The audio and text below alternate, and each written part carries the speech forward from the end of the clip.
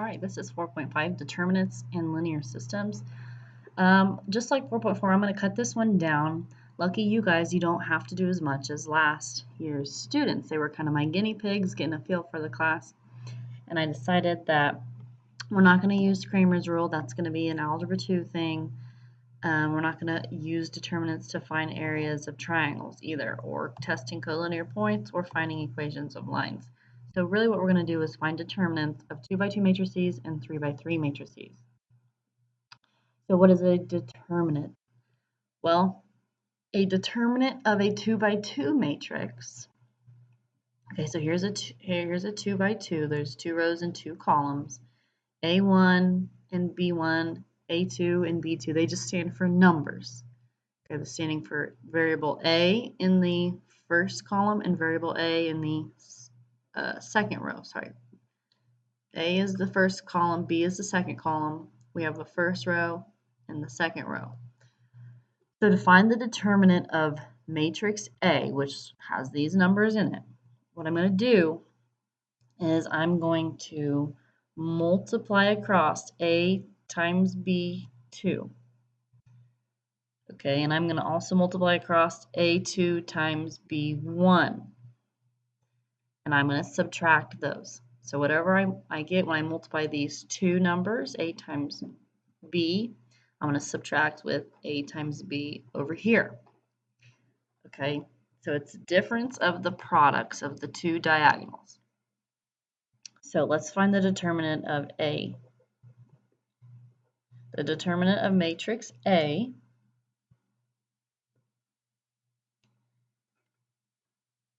is when I multiply 4 times 2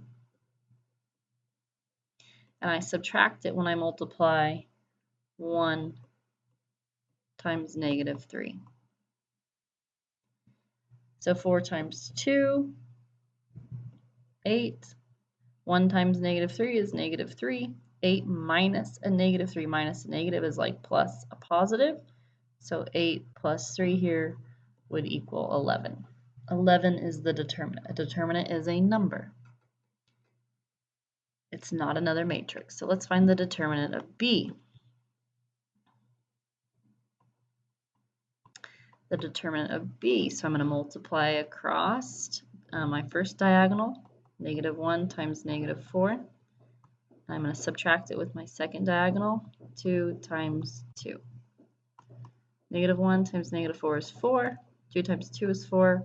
When I subtract those, I get 0 for my determinant. And I'm going to let you try the determinant of C for me. Okay, hopefully you got negative 1. And you multiply 1 times 5 and 2 times 3 and you subtract. It has to be in this order. Okay, make sure it's the diagonal going down first and then up. You cannot have this reversed because then you would get a positive 1 here. Because then you would get 6 minus 5, which it's not. Okay, so the order matters in subtraction. Make sure you're going down the slide before you climb back up it. Let's see. Oh, one more point I want to make is that determinants can be positive numbers, they can be negative numbers, and it can be 0. It's okay to have a determinant of 0, negative, or positive. So that's 2 by 2, and it's 2 by 2, it's fairly easy. But 3 by 3 gets a little bit trickier. So please follow along carefully.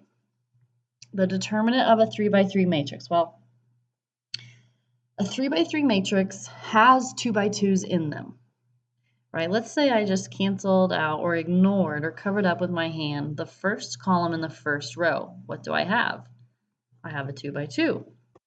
Let's say I crossed out the second column and the first row. What do I have? Well, I have 1, 2 by 2. Okay. And I can keep doing that, right? I could cross out this row and this column. I have a 2 by 2. I could make an X here, cross out the middle row and the middle column. What do I have? 2 by 2. All right, so I wanted to point that out. A 3 by 3 has 2 by 2s hidden within them. All right, Those 2 by 2s are called minors, right? If I kind of cover up or ignore for now a row and a column, I have a minor 2 by 2. The other thing that I want to point out is that this study tip here is super helpful to you. You're going to refer back to it often. Okay. The signs, there's signs, positives and negative signs of the terms used in expanding by minors. It's in an alternating pattern, so it goes plus, minus, plus, minus, plus, minus, plus, minus, plus. So it's alternating, and notice in all 4 corners it's plus, okay, and a plus in the middle. That's going to be super helpful. We have to pay attention to this when we're expanding by minors. You'll figure out what that means here in a second. Okay. We can expand along any row or any column. In this example, remember all of these A, B's, and C's, they stand for numbers, any numbers. 0, negative, positives, and we're finding the determinant of this entire matrix. So it's going to be quite a bit of work once you see how the problems work. So let's say in this example, I want to expand along the first row. My first row. To find the determinant, you need to have 3 different sections, basically, because there's an A, a B, and a C. So your first section, you're going to take that number, A1, and multiply it by the determinant of that minor.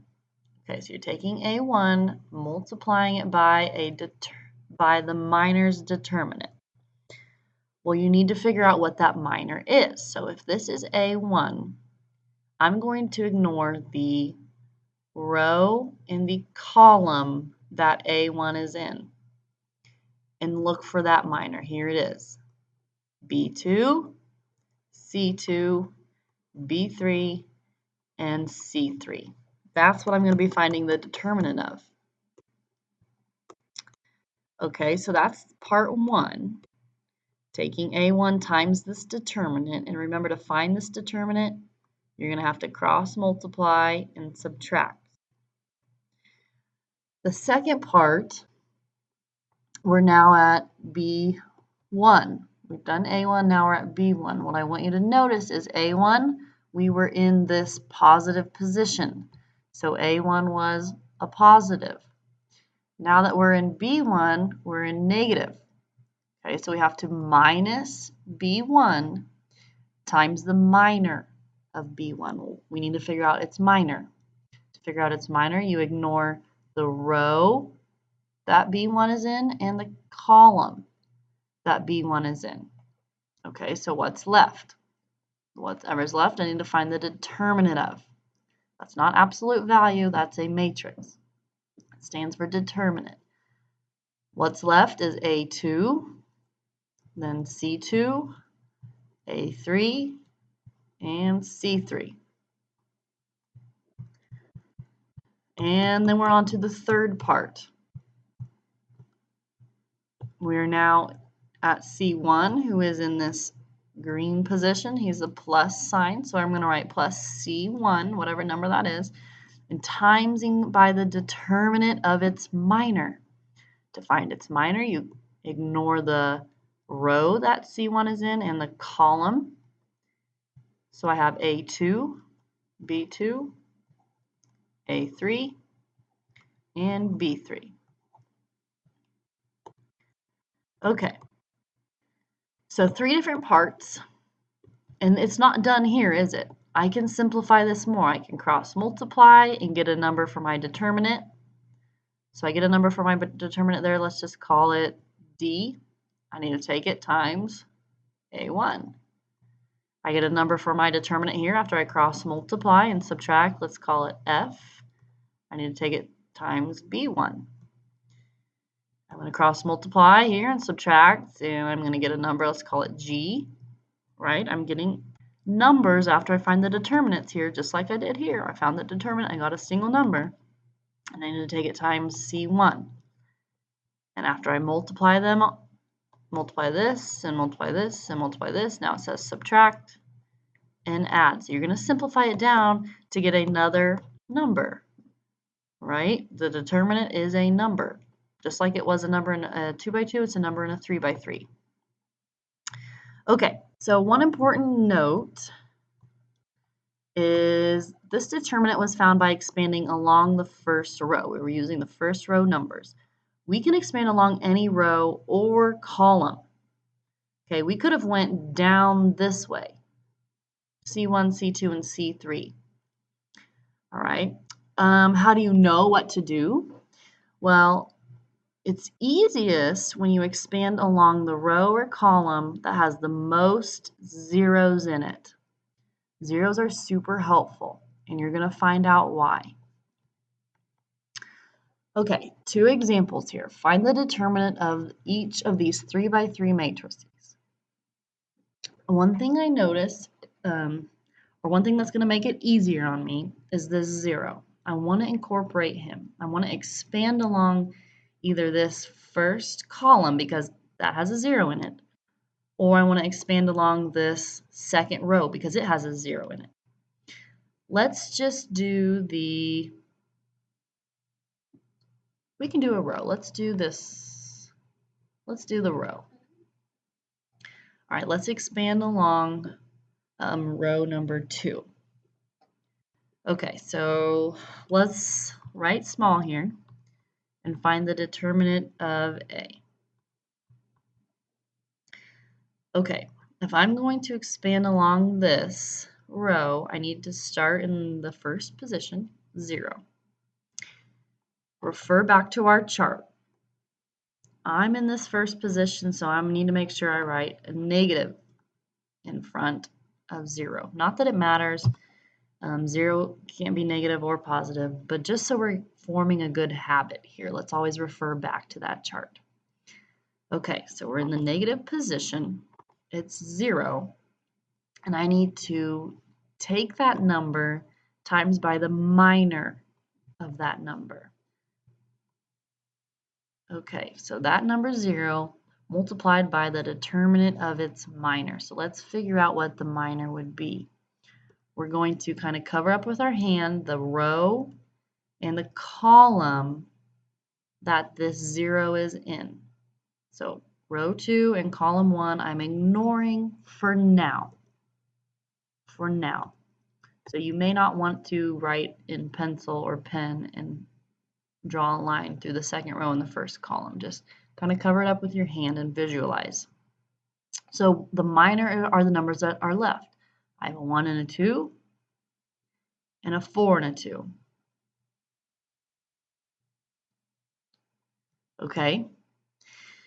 Part 1 done. Let's go to part 2.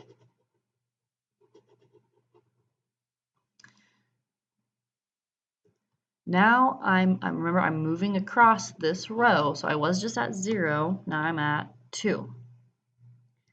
Okay, 2 is in the positive position, so I'm going to put a plus sign. 2, and I'm taking it and I'm multiplying it by its minor. Remember to find its minor. I cover up the column in the row that 2 is in, and I fill in with what's left. So I have a negative 1, a 2, a 3, and a 2.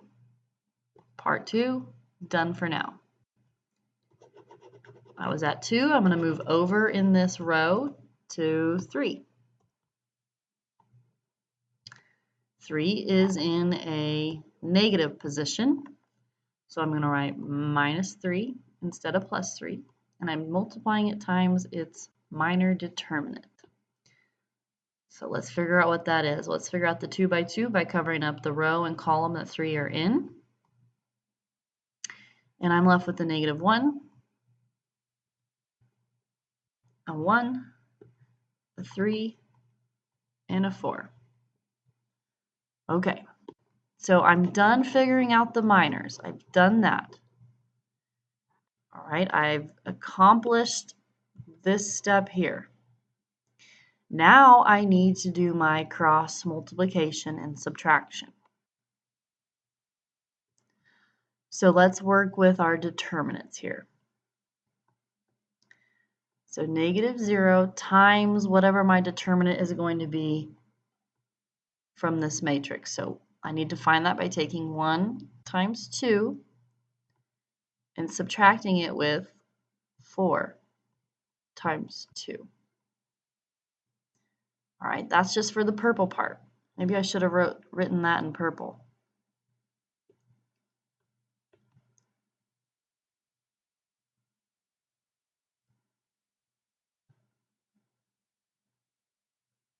Okay, now the blue part. Plus 2 times this determinant. So I'm going to multiply -1 times 2. And I'm going to subtract it when I multiply 3 times 2, the other diagonal.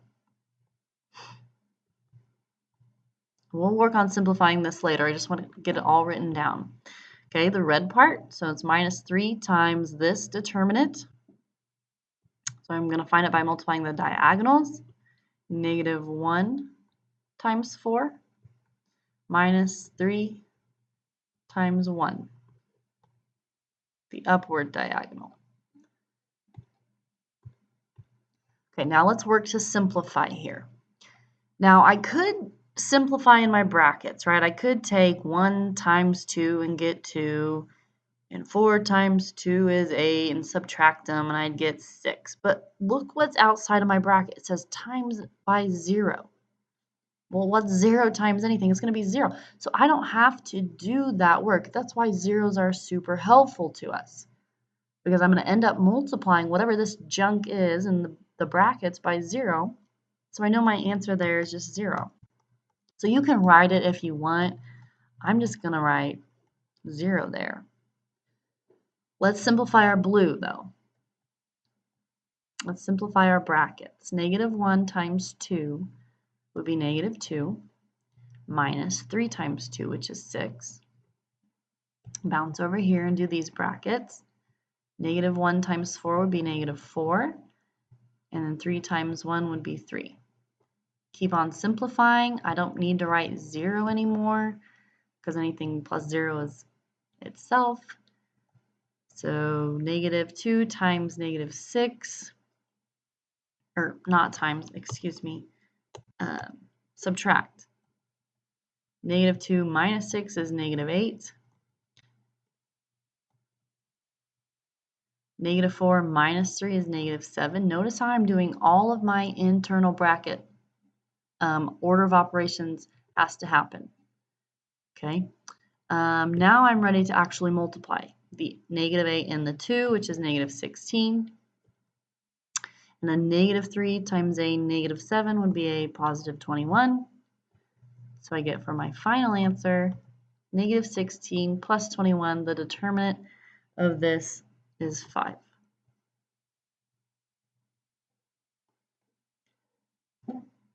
Okay.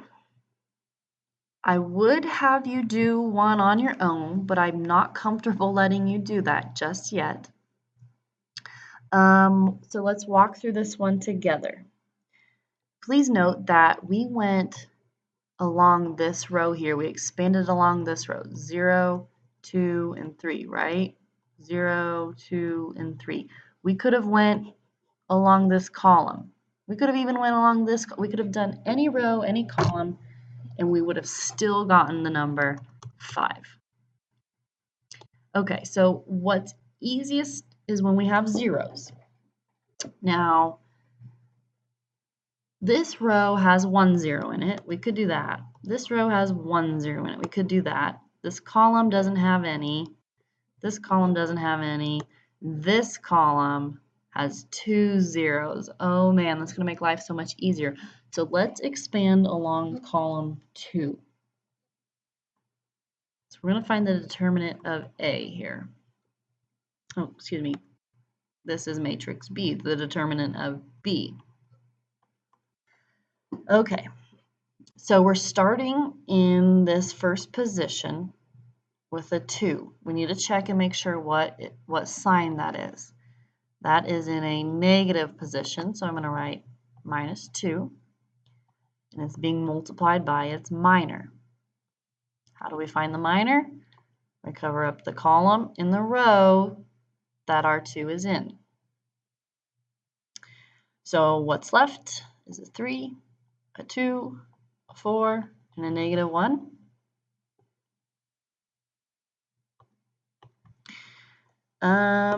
Step 1, done. Right, we did 2, we're going down this column 2. So now we're at 0, right? We were at 2, now we're at 0. 0 is in the positive position, so you can write plus 0 times its minor. Does it really matter? Well, let's walk through it. 0 is just going to make everything else 0. If we cover up the row and column that it's in, I get a 1, a 4, and a negative 1. And lastly,